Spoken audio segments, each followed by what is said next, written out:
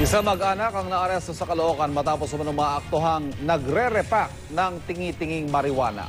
Hinala ng otoridad, posible mga estudyante ang target nilang customer, bagay na itinanggi naman ng mga suspect. Narito ang report ni Atina Imperial.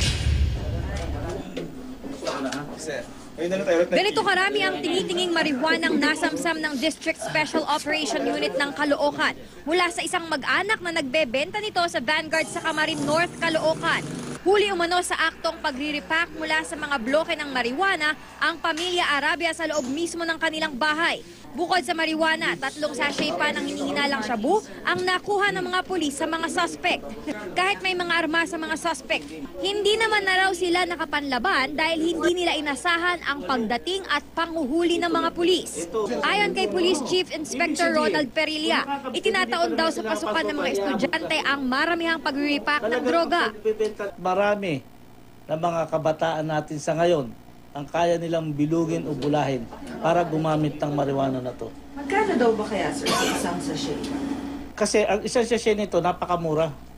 Kung bibilhin ng isang estudyante, 20 pesos lang. Aminado ang mag-asawang Rodito at Rosalie Arabia na ito ang ikinabubuhay ng kanilang pamilya. Hindi, dati naman kasi nagtatrabaho yan. Oh. Ngayon hindi na siya makapagtrabaho dahil bagsakan yung ano niya ng kahoy. So yun na isip namin kasi may nag-alok sa amin. Pero itinanggi nilang nagbebenta sila sa mga estudyante.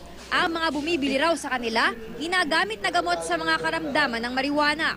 Ang ilan sa 8 nahuli ng otoridad, wala raw kinalaman sa bentahan ng iligal na droga. Alam ko may bentahan na gano'n, pero hindi naman kami nakikiram sa kanila eh. Ayon sa otoridad, maituturing na pinakamalaking pinagkukuhanan ng marijuana sa Camarin ang pamilya Arabia. Itinanggi naman ito ng mga suspect. Dami-dami ng mga big time syndicate doon, hindi nila pahuli. Kilo-kilo yung shabu pa.